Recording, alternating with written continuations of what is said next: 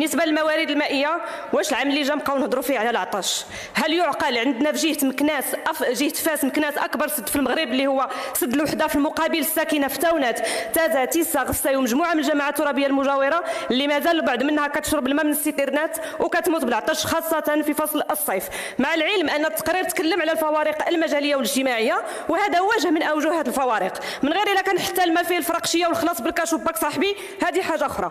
اما فيما يخص الحمايه الاجتماعيه سيدنا الله ينصرو فاش عطى الانطلاقه الفعليه لهذا الورش الهام كان الهدف ديالو هو الارامل والمسنين والاشخاص في وضعيه اعاقه يستافدوا من هذا الدعم الاجتماعي عكس الحكومه اللي قصت بعض هذه الفئات بسبب المؤشر اللي مره طالع مره هابط، ويستافدوا من التغطيه الصحيه اللي مرض يداوى الولاده كتكون في السبيطار ماشي في بابو، الدواء في متناول الجميع ماشي عندنا بمليون وبرا ب 400 درهم، راه ما كيقلب على الدواء غير اللي مضرور. لهذا نطالب المجلس الاعلى للحسابات بالتدخل العاجل والصارم لمواجهه فرقشيه الدواء. ندوزو الامن الغذائي، الحمد لله ربي نعم علينا بالشتاء ما بقى جفاف، فوقاش هاد الدراوش غادي ياكلوا الحوت؟ راه المواطن كيمشي للسوق كيرجع مريض في جيبو وفي صحته، واش المواطن رخيص عندكم لدرجه انكم تبيعوا له الشياطه ديال التصدير اللي كترجع من برا عامره مبيدات مسرطنه؟ واليوم بغينا منكم تفسير لهذا الشيء.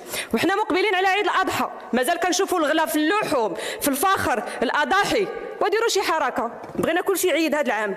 اما البطاله حديث ولا حرج غاديه وكترتفع، على سبيل المثال عندنا في جهه فاس مكناس وصلت ل 14.2، وعليه نطالب من السيد كاتب الدوله اللي موظفنا ومهلينا في صحابه ما حسدناهمش يشوف غير شويه في ولاد الشعب، والله ما طامعين يخدموا في الوزاره، بركه عليهم غير 400 درهم نص نهار لمحاربه البطاله. وما ننساش حراس الامن الخاص اللي في المدارس والسبيطارات اللي كيسنيو في العقد على السميك وفي ثالث شهر كتوصلهم غير 1000 درهم.